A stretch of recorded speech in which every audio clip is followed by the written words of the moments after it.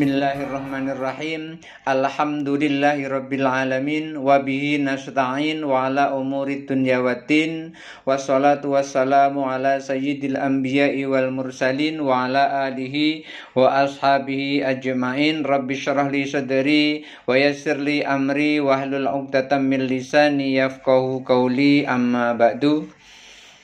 Pembahasan berikutnya adalah Al-Qaidatul Usuliyah bagian yang kedua. Pembahasan pertama adalah tentang al-mantuq. Apa itu mantuq? Mari kita bahas pelan-pelan.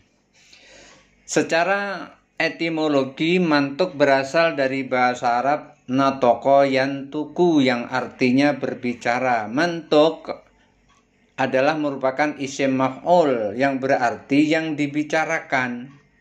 Mantuq adalah arti yang diperlihatkan oleh lafadz yang diungkapkan, yakni petunjuk arti tidak keluar dari unsur-unsur huruf yang diucapkan.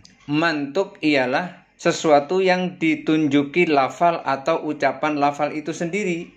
Menurut Mudzakir, adalah suatu makna yang ditujukan oleh lafadz menurut ucapannya, yakni penunjukan makna berdasarkan materi huruf-huruf yang diucapkan. Dari definisi ini bisa diketahui bahwa apabila suatu makna yang ditunjukkan oleh suatu lafadz menurut ucapan atau makna yang tersurat, yakni menunjukkan makna yang berdasarkan materi huruf-huruf yang diucapkan, disebut pemahamannya secara mantuq.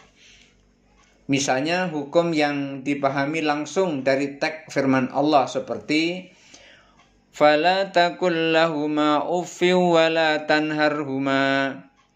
Maka sekali-kali janganlah kamu mengatakan kepada keduanya orang tua dengan perkataan dan janganlah kamu membentak mereka. Dengan menggunakan pemahaman secara mantuq, ayat ini menunjukkan haramnya mengucapkan kata kepada kedua orang tua. Dan juga tidak boleh membentak kepada kedua orang tua. Larangan atau haramnya langsung tertulis dan ditunjukkan dalam ayat ini. Lalu apa itu macam-macam mantuq? Dalam kitab Zubdah Al-Itqan fi Ulumil Quran karya Muhammad bin Alwi Al-Maliki, ia membagi mantuq atas dua bagian, yaitu lafadz yang tidak memiliki kemungkinan lebih dari satu arti, yaitu nas, dan lafadz yang memiliki kemungkinan lebih dari satu arti, yaitu zahir dan muawwal. Yang pertama, lafadz yang tidak memiliki kemungkinan lebih dari satu arti. Lafadz yang tidak memiliki kemungkinan lebih dari satu arti atau nas ialah lafadz yang bentuknya telah dapat menunjukkan makna yang dimaksud secara tegas, tidak mengandung kemungkinan makna lain. Pengertian nas yang lain yaitu merupakan suatu lafadz yang bentuknya tersendiri, telah dapat menunjukkan makna yang dimaksud secara tegas. Jadi ucapan yang ada di dalam nas itu sudah menunjukkan pengertian secara tegas, tidak mengandung kemungkinan makna lain. Misalnya firman Allah, Bismillahirrahmanirrahim, fasyamu thalathati ayyamin fil haji wa sab'atin idza raja'tum tilka asyaratun kamilah. Maka wajib berpuasa 3 hari dalam masa haji dan 7 hari apabila kamu telah pulang ke rumah. Itulah 10 hari yang sempurna.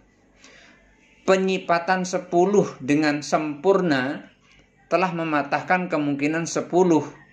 Ini diartikan lain secara majas, artinya memang betul-betul 10 jumlahnya.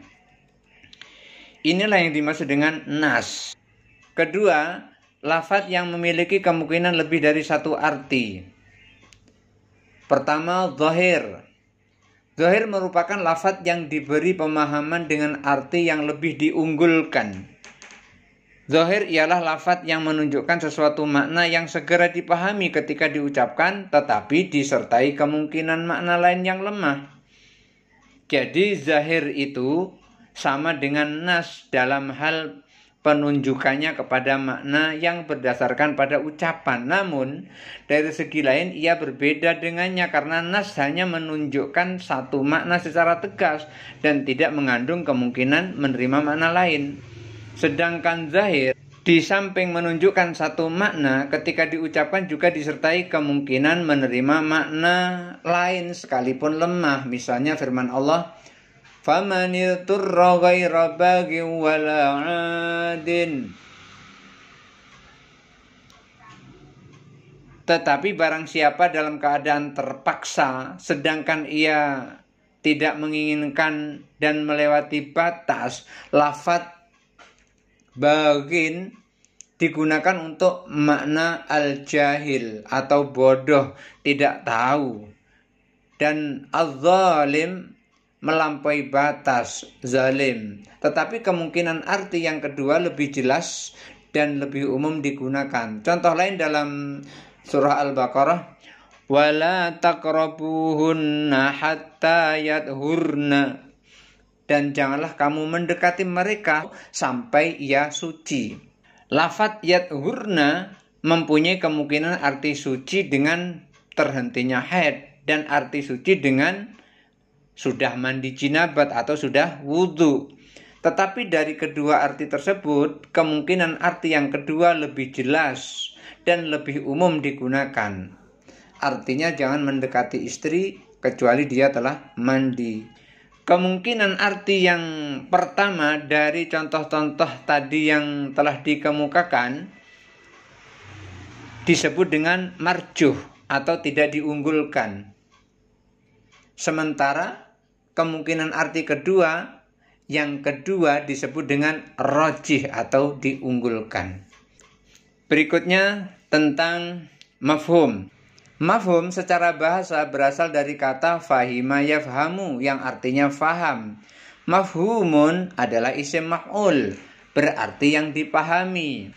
Mafhum adalah arti yang tidak diperlihatkan oleh lafadz yang diucapkan, yakni petunjuk artinya keluar dari unsur-unsur huruf yang diucapkan. Mafhum adalah suatu yang ditunjuk oleh lafaz tetapi bukan dari ucapan lafaz itu sendiri.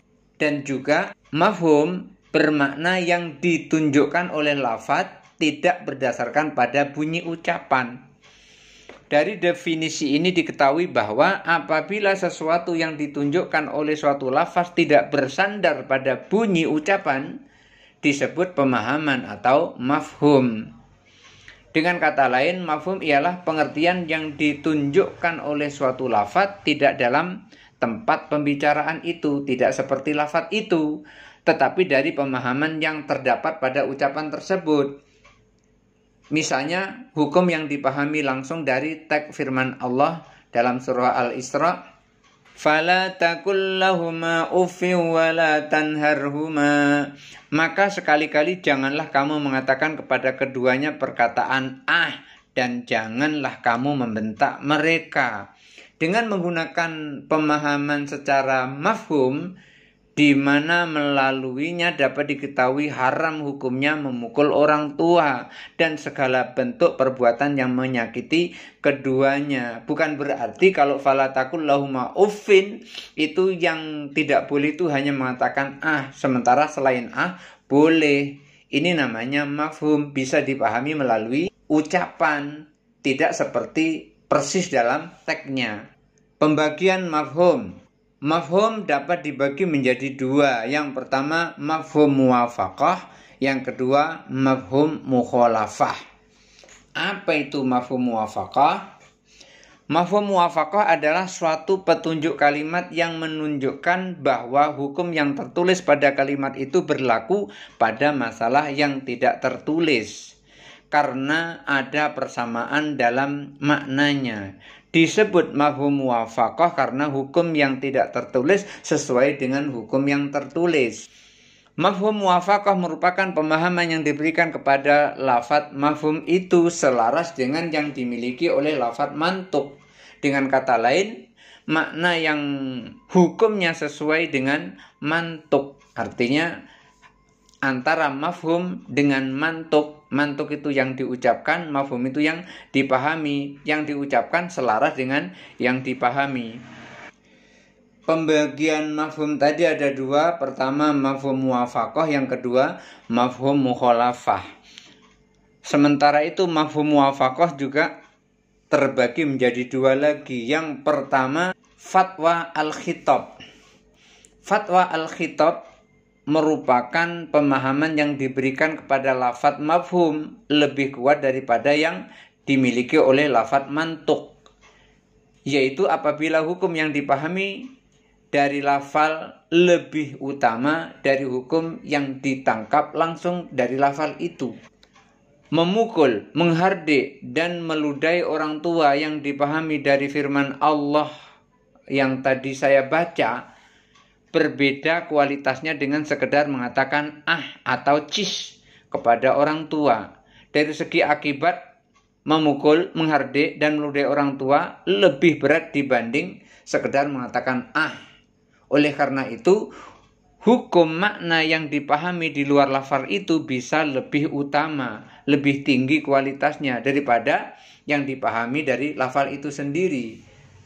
Kalau secara mantuk lafalnya cuman nggak boleh mengatakan tapi ketika memukul, meludahi itu lebih berat daripada mengatakan karena itu lebih menyakiti daripada mengatakan Yang kedua, lahnul khitab.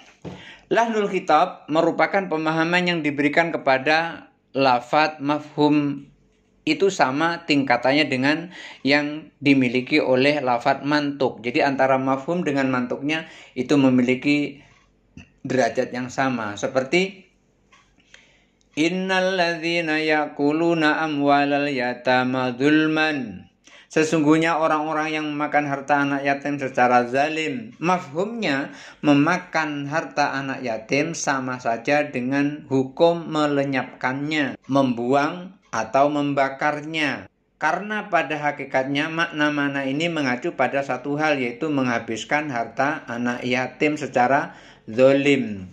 Jadi memakan harta yatim dengan melenyapkan yang dimiliki oleh harta yatim itu memiliki kesamaan. Ini yang disebut dengan lahnul khitab. Jadi antara yang lafadz dan yang dipahami, antara mantuk dengan mafhum itu memiliki derajat yang sama. Berikutnya pengertian mafhum mukhalafah.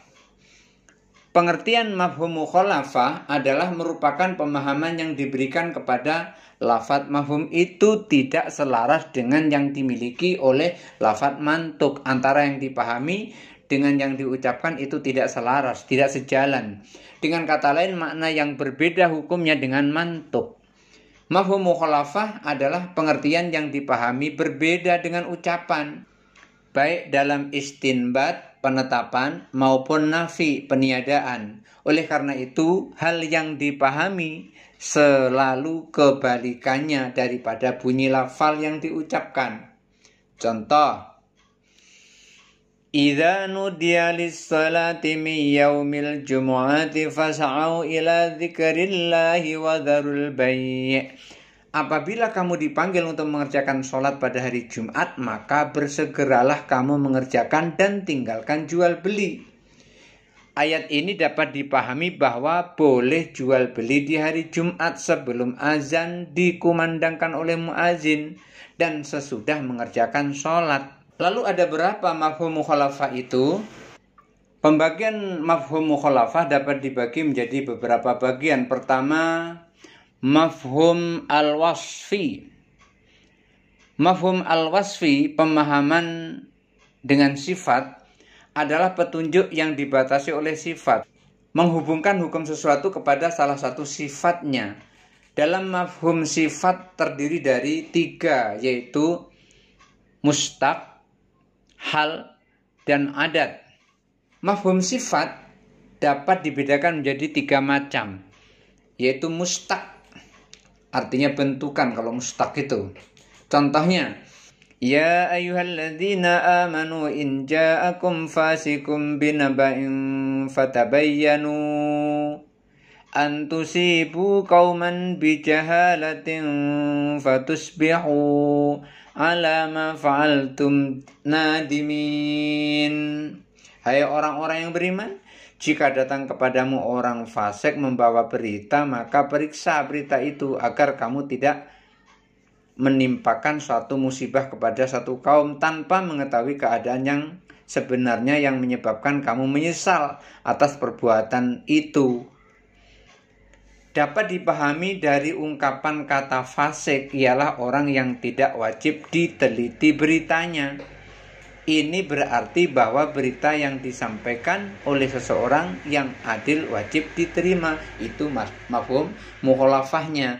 Kalau dibawa orang fasik tidak perlu diterima, tetapi kalau dibawa orang yang tidak fasik, mafhum mukhalafahnya berita itu harus diterima. Yang kedua, hal atau keadaan. Seperti ya ayyuhalladzina amanu la taqtulus sayda wa antum hurum. Wa man qatalahu minkum muta'ammidan fajazaa'un mithlu ma qatala min na'ami yahkumu bihi dawa 'adl minkum hadiyan balighal ka'bati aw kaffaratun ta'amu masakina aw adlu dzalika siyaman liyadhuqa wabala amrihi afallahu amma salaf wa man 'ada fayantakimullahu minhu wallahu 'azizun dzuntiqam. Hai orang-orang yang beriman, janganlah kamu membunuh binatang buruan ketika kamu sedang ihram. Barang siapa di antara kamu membunuh dengan sengaja, maka dendanya adalah mengganti dengan binatang ternak seimbang dengan buruan yang dibunuhnya. Menurut putusan dua orang yang adil di antara kamu, sebagai hadyat yang dibawa sampai ke Ka'bah, atau dendanya membayar kafarat dengan memberi makan orang-orang miskin atau berpuasa seimbang dengan makanan yang dikeluarkan itu, supaya dia merasakan akibat buruk dari perbuatannya. Allah telah memaafkan apa yang telah lalu, dan barang siapa yang kembali mengerjakannya, niscaya Allah akan menyiksanya. Allah Maha Kuasa lagi mempunyai kekuasaan untuk menyiksa. Ayat ini menunjukkan tiadanya hukum bagi orang yang membunuh karena tak sengaja. Kalau sengaja, itu tadi hukumannya. Ini kalau tidak sengaja berarti tidak mendapat hukuman. Sebab penentuan sengaja dengan kewajiban membayar denda dalam membunuh binatang buruan tidak sengaja. Jadi kalau sengaja membunuh binatang buruan, berarti dia harus membayar denda atau berpuasa atau memberi makan orang miskin.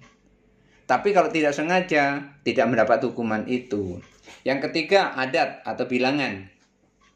Seperti firman Allah, Al-hajju asyurum ma'lumat, faman farada fihinnal hajja fala rafatha wala fusuqa wala jidala fil hajj, wa ma taf'alu min khairi ya'lamuhu Allah, wa tazawwadu fa inna khairaz zadi taqwa wattaquni ya ulil albab. Musim haji adalah beberapa bulan yang telah dimaklumi. Barang siapa yang menetapkan niatnya dalam bulan itu akan mengerjakan haji, maka tidak boleh rofas, tidak boleh fasik dan berbantah-bantahan di dalam masa mengerjakan haji. Dan apabila kamu mengerjakan demikian berupa kebaikan, niscaya Allah mengetahuinya. Berbekalah, sesungguhnya sebagai bekal adalah takwa, dan bertakwalah kepadaku wahai orang-orang yang berakal. Mafhumnya ialah melakukan ihram di luar bulan-bulan itu tidak sah. Bagian yang kedua adalah mafhum ilat. Apa itu mafhum ilat? Adalah menghubungkan hukum sesuatu karena ada ilat atau ada sebabnya. Mengharamkan minuman keras karena memabukkan, itu ilahnya adalah memabukkan. Kemudian mafhum ghoyah.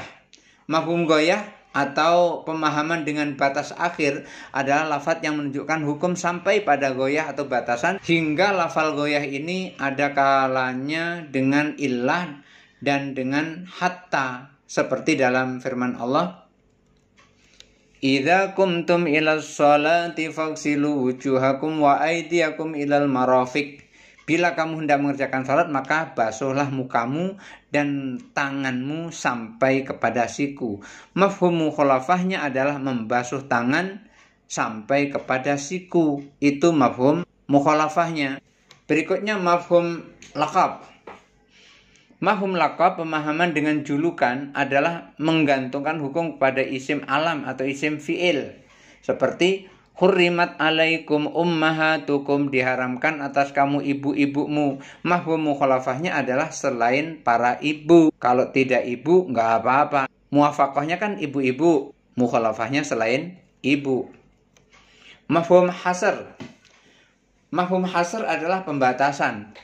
Seperti dalam firman, Iyyaka na'budu wa iyyaka nasta'in. Hanya engkaulah kami menyembah dan hanya kepada engkaulah kami minta tolong. Mafhum mukhalafahnya adalah bahwa selain Allah tidak boleh disembah dan selain Allah tidak boleh dimintai tolong. Oleh karena itu ayat tersebut menunjukkan bahwa hanya dialah yang berhak disembah dan hanya dialah yang berhak untuk dimintai pertolongan. Mafhum syarat. Apa itu mafhum syarat? Petunjuk lafadz yang memberi wadah adanya hukum yang dihubungkan dengan syarat supaya dapat berlaku hukum yang sebaliknya. Contohnya, wa in kunna ulati hamlin fa'anfiku alaihinna, dan jika mereka istri-istri yang sudah ditalak itu sedang hamil, maka berikanlah kepada mereka nafkahnya. Mafhum mukhalafahnya adalah istri-istri tertalak tidak sedang hamil tidak wajib diberi nafkah. Begitu.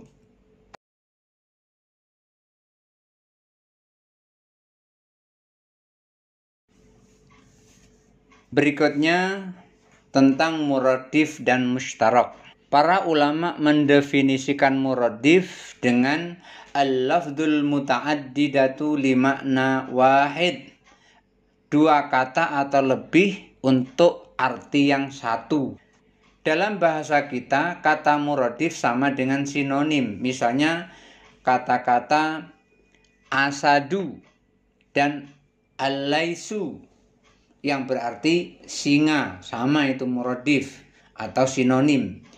Demikian juga al-muaddibu, al-muallimu, al-mudarrisu dan al-ustadu, semuanya memiliki arti yaitu guru atau pendidik. Al-hirru, al-kitu, sama-sama artinya kucing. Semua ini adalah kata sinonim, dalam bahasa Arabnya muradif. Dalam kaidah usul fiqh, mendudukkan dua muradif pada tempat yang lain dibolehkan jika dibenarkan oleh syara. Ini kecuali pada Al-Quran yang tidak boleh selama-lamanya untuk diganti. Selain Al-Quran dibolehkan mengganti kata dengan muradifnya. Misalnya Imam Syafi'i membolehkan mengganti kata Allahu Akbar dalam sholat takbiratul ihram itu dengan muradifnya. Misalnya Allahul Akbar pakai alif lam. Demikian juga Imam Hanafi membolehkan mengganti dengan Allahu Akbar itu dengan Allahul Azim. Tapi itu bukan Al-Quran. Selain Al-Quran boleh, walaupun di dalam sholat. Karena Imam Syafi'i juga Imam Hanafi membolehkannya. Lafadz mustarak. Apa itu mustarak? Mustarak adalah lafadz yang memiliki arti dua atau lebih. Misalnya lafadz mata bisa berarti mata penglihatan, mata air, dan bisa juga berarti mata-mata. Dengan tiga makna ini harus dipilih salah satunya. Tidak boleh menggunakan kedua-duanya, nggak boleh. Atau semuanya digunakan, tidak boleh. Contoh lain dalam makna al-yad, tangan, yang berarti hasta, telapak tangan hingga siku, atau hanya telapak tangan saja. Juga kata as-sanah yang berarti tahun Masehi atau tahun Hijriyah. Nggak boleh kedua-duanya dipakai, harus menggunakan salah satu. Salah satunya saja yang dipakai. Jangan semuanya dipakai. Hasta, tangan, sampai ke siku, lengan, semuanya dipakai, nggak boleh. Salah satunya mana yang cocok. Pertama, karena perbedaan suku kata dalam menggunakan kata tersebut. Sebagai misal, oleh satu suku kata misalnya al-yad digunakan untuk arti hasta. Suku kata lain menggunakan untuk arti lengan dan lain sebagainya. Kedua, karena sebuah lafaz digunakan untuk arti hakiki lalu ditetapkan secara populer dengan arti majazi seperti lafaz as-sayyarah atau mobil atau ad-darajah sepeda. Padahal darajah itu adalah derajat tingkatan, tapi digunakan secara umum, secara populer itu dengan sepeda. Yang ketiga, lafadz digunakan arti secara bahasa, kemudian lafadz ini digunakan untuk arti secara istilahnya. Misalnya, sholat itu secara bahasa artinya doa. Yuk kita berdoa, bukan berarti yuk kita sholat, bukan begitu. Lalu digunakan untuk arti istilahnya, yaitu perbuatan dan perkataan yang dimulai dengan takbir, diakhiri dengan salam. Ini kan berbeda artinya. Doa tidak seperti itu, tapi kalau sholat adalah perbuatan yang diawali dengan takbir dan diakhiri dengan salam. Makna ini sebagaimana dijelaskan tadi, bahwa tidak boleh secara bersamaan menggunakan dua makna tersebut secara bersamaan, nggak boleh. Kapan kita menggunakan makna sholat dan kapan kita menggunakan makna doa sesuai dengan konteks kalimatnya. Oleh karena itu seorang mujtahid harus memilih salah satunya yang mana yang cocok. Misalnya dalam contoh dengan arti dari satu secara bahasa, mujtahid harus memilih salah satu makna tersebut, mana yang pantas untuk dipakai. Caranya dengan mencari petunjuk atau tanda atau dalil yang berkaitan dengan makna tersebut. Wal mutallaqatu yatarabbasna bi anfusihinna thalathata quru. Lafadz quru adalah mustarak antara mana suci dan haid. Sebagian ulama menggunakan arti suci, sebagian yang lain menggunakan arti haid. Demikian juga lafadz aliyat. Wassariqu wassariqatu faqta'u aydiyahuma jazaa'an bima kasaba nakalam minallah wallahu azizun hakim. Lafadz yad mustarak dengan antara hasta dari jari ke pundak dengan telapak tangan hingga lengan bawah, yaitu dari jari hingga ke siku. Antara telapak tangan, ujung jari hingga pergelangan tangan, itu mustarak artinya. Demikian juga aliyat itu mustarak antara tangan kiri dan tangan kanan. Jika lafadz mustarak itu punya dua makna, maka pertama adalah makna secara bahasa dan makna kedua adalah makna secara istilah. Maka dimenangkan makna secara istilah. Misalnya sholat digunakan untuk arti doa secara bahasa dan arti perkataan dan perbuatan yang dimulai takbir dan diakhiri dengan salam. Maka ketika Al-Quran menyebut aqimus sholah, maka yang dimaksud adalah arti secara istilah, bukan berdoa tetapi perbuatan yang diawali dengan takbir dan diakhiri dengan salam. Demikian juga secara istilah kata at-tolak punya arti keterlepasan ikatan, artinya ikatan antara suami dan istri. Dan secara istilah syarak berarti terlepasnya ikatan suami istri. Maka ketika disebut dalam Al-Quran at-tolaku marrotani atau at-tolaku marrotain, maka yang dimaksud adalah talak secara istilah, yaitu pisahnya antara suami dan istri.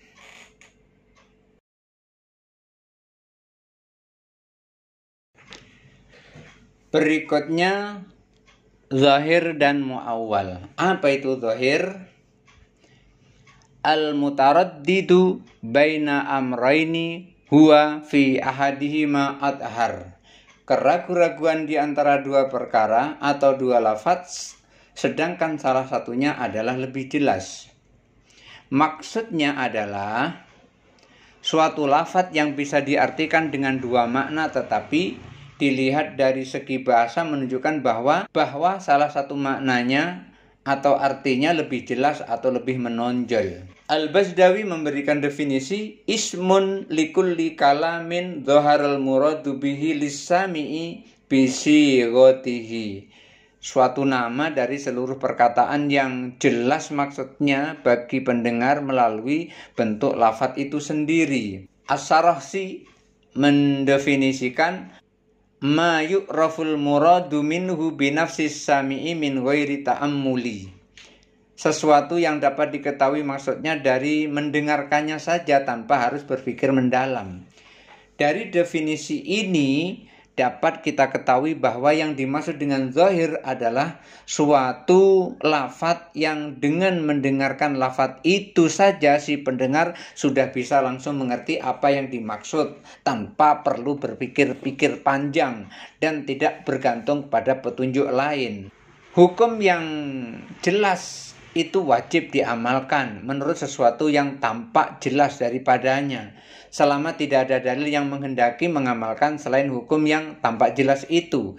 Karena asal sesuatu itu adalah tidak memalingkan lafadz dari lahirnya, kecuali bila ada dalil yang menghendaki hal itu. Dan hukum yang jelas itu juga mungkin menerima takwil, artinya memalingkan asal dari lahirnya dan menghendaki arti lain daripadanya. Maka jika yang tampak itu umum mungkin bisa ditahsis, dan jika mutlak mungkin bisa diberi ikatan. Jika itu hakikat mungkin bisa terjadi bahwa yang dimaksud itu adalah majaz. Hukum yang jelas itu bisa menerima nas atau penghapusan, nasah.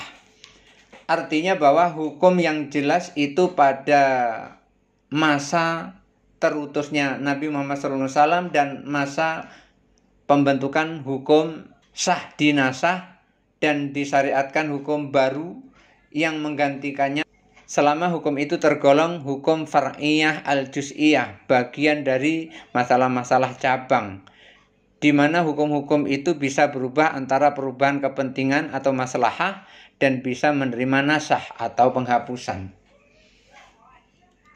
Berikutnya adalah pengertian mu'awwal. Apa itu mu'awwal?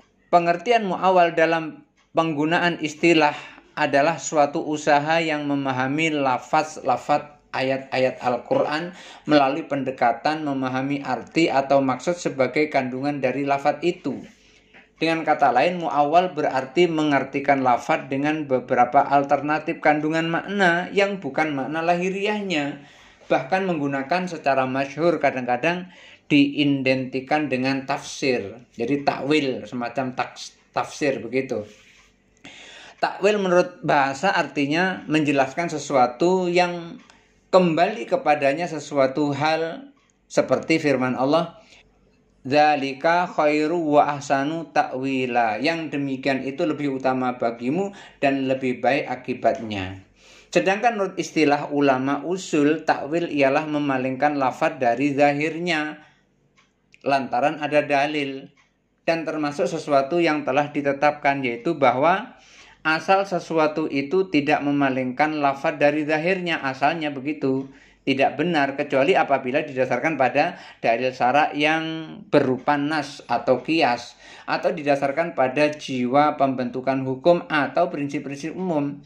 Apabila takwil itu tidak didasarkan pada dalil syara' yang sahih, bahwa didasarkan kepada hawa nafsu, tujuan-tujuan tertentu, menguatkan sebagian pendapat, maka takwil yang seperti itu tidak benar. Begitu juga apabila takwil itu bertentangan dengan nas yang jelas, berupa takwil terhadap sesuatu yang tidak dikandung oleh lafadz, yang seperti itu tidak boleh. Jadi takwil itu harus ada dasarnya.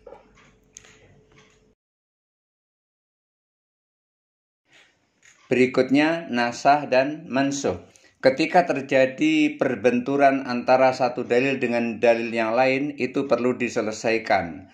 Untuk menyelesaikan ta'arudul adillah, diantaranya bisa menggunakan dengan nasah, tarjih, al-jam'u wa taufiq, dan tasakutud dalilaini. Baik, yang akan kita bicarakan pertama adalah bagian an-nasah saja dulu. Apa itu nasah? Ada dua pengertian an-nashu. Pertama, al-ibtal, pembatalan. Yang kedua, al-izalah atau peniadaan. Untuk makna pembatalan atau penghapusan, seperti nasakhatir riyahu atharal qaumi, angin telah menghapus jejak suatu kaum.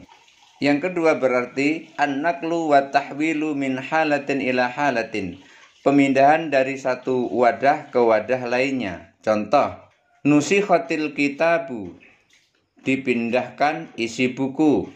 Artinya huruf per huruf dari satu buku dipindahkan ke buku yang lain. Ada dua definisi nasah yang dikemukakan oleh ulama usul fiqh.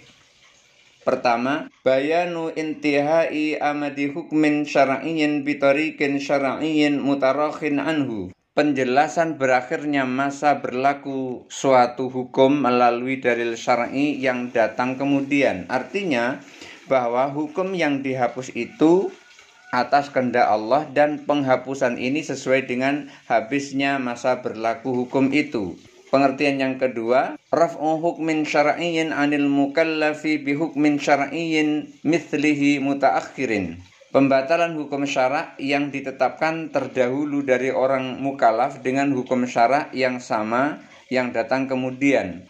Kandungan definisi kedua ini mengandung kemungkinan terjadinya nasah sebelum hukum yang dinasahkan itu dilaksanakan oleh mukallaf. Dari definisi para ulama usul fikih ini, nasah baru dianggap benar apabila pertama, pembatalan itu dilakukan melalui tuntutan syara' yang mengandung hukum dari syar'i, yaitu Allah dan Rasul-Nya. Yang kedua, yang dibatalkan itu adalah hukum syara' dan disebut dengan mansukh. Ketiga, hukum yang membatalkan hukum terdahulu datangnya kemudian. Untuk menasah sesuatu hukum perlu ada rukun. Apa rukun-rukunnya?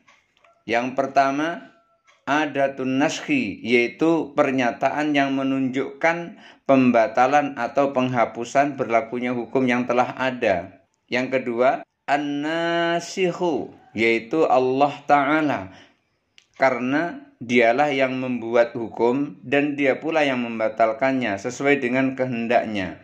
Oleh sebab itu, nasikh pada hakikatnya adalah Allah Subhanahu wa Ta'ala. Ada kalanya yang dimaksud dengan nasikh itu adalah hukum syara', tetapi hal ini dimaksudkan sebagai majaz dari nasikh. Misalnya dikatakan bahwa puasa Ramadan itu menasahkan puasa Asyura. Ada kalanya juga nasikh itu dimaksudkan sebagai nas yang menasahkan. Misalnya ayat tentang dakwah dengan pedang telah dinasahkan oleh ayat tentang dakwah dengan cara peringatan yang bijaksana.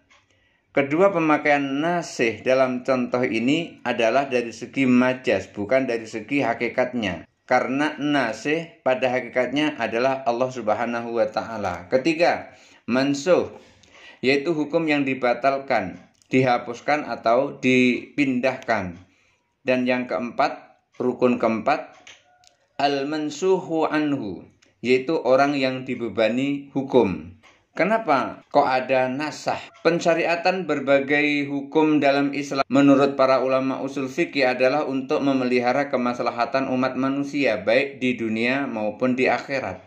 Di samping itu Allah sebagai syar'i juga menuntut kepatuhan dan ketulusan para hambanya untuk melaksanakan seluruh perintah yang kemudian juga menjauhi seluruh larangannya.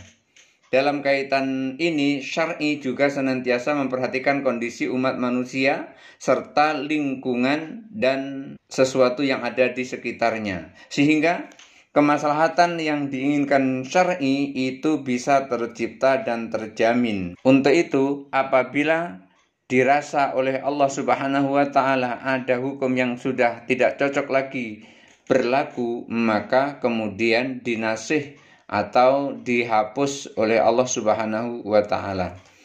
Apa perbedaan antara nasah dengan taksis? Nasah itu menghapus, taksis itu mengecualikan atau mengkhususkan.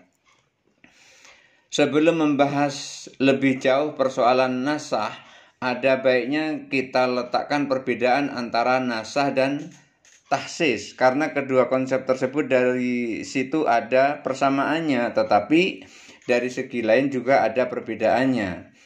Persamaan nasah dengan taksis terletak pada fungsi keduanya, yaitu membatasi kandungan suatu hukum. Keduanya berfungsi sebagai pengkhususan sebagian kandungan suatu lafal.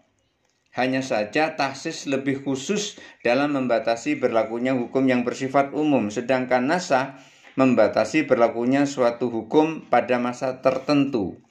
Perbedaan keduanya adalah tahsis merupakan penjelasan mengenai kandungan suatu lafal yang umum menjadi terbatas berlakunya sesuai dengan lafal yang dikhususkan.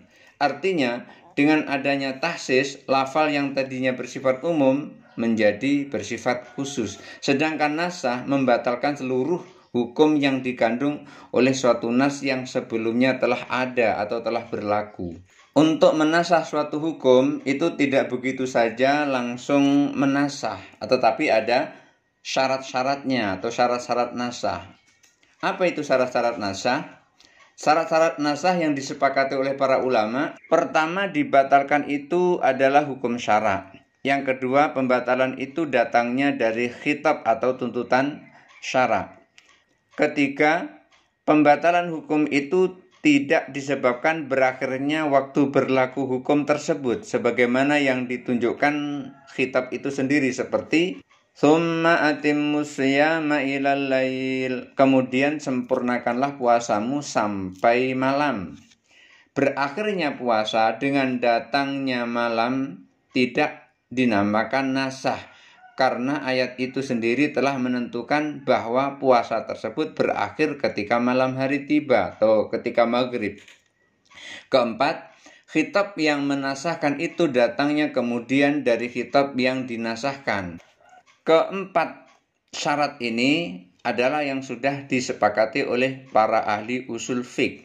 Lalu apa sih macam-macam nasah itu? Yang pertama, nasah yang tidak ada gantinya, seperti pembatalan hukum memberikan sedekah kepada orang miskin bagi orang yang ingin melakukan pembicaraan khusus kepada Rasulullah.